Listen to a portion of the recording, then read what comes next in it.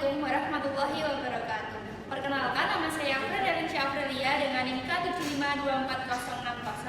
Saya di sini akan menyampaikan materi yang berjudul Pendidikan dan Pengajaran Inovatif Mendorong Transformasi Administrasi Digital.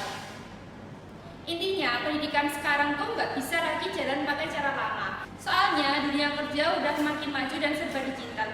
Kalau sekolah nggak ikut berkembang, ya siswa jadi nggak siap. Jadi penting banget buat sekolah, guru, dan semua pihak buat bareng-bareng nyiapin generasi yang nggak cuma pintar, tapi juga melek teknologi dan siap bersaing di masa depan. Next. Nah, pendidikan inovatif itu sebenarnya bentuk perubahan dalam cara kita belajar.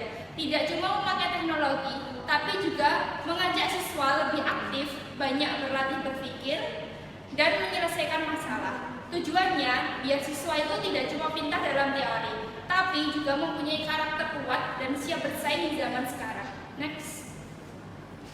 Kemudian, administrasi digital. Jadi intinya, administrasi digital itu sangat penting dalam dunia pendidikan, karena bisa membuat pengelolaan data jadi lebih efisien, akurat, dan transparan. Dengan bantuan teknologi, pekerjaan administrasi bisa diselesaikan lebih cepat. Semua proses jadi lebih lancar.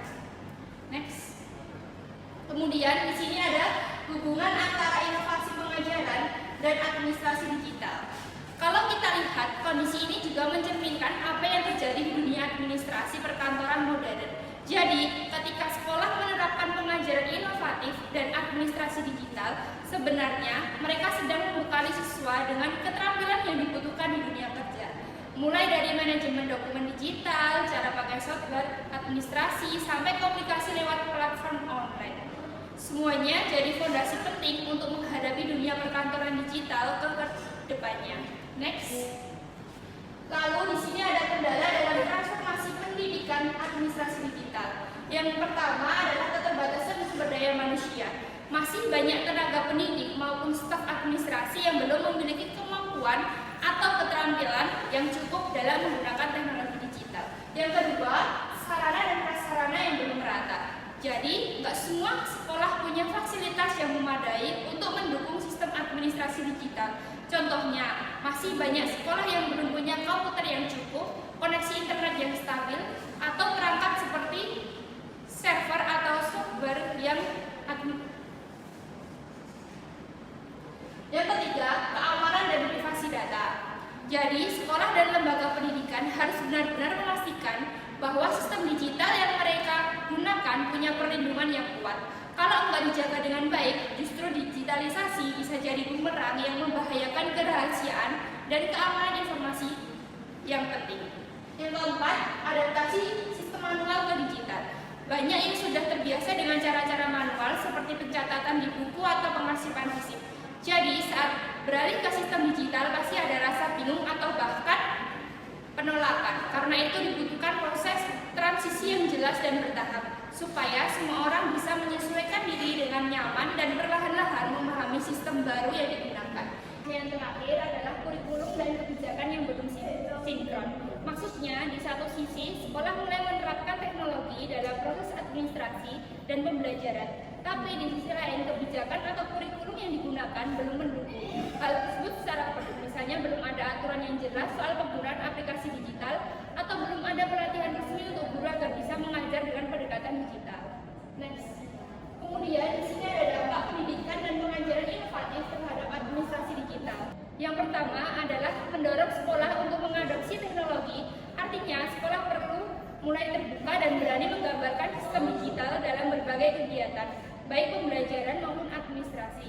Ini bisa dimulai dari hal-hal sederhana seperti penggunaan aplikasi presensi, sistem informasi sekolah atau platform pembelajaran online.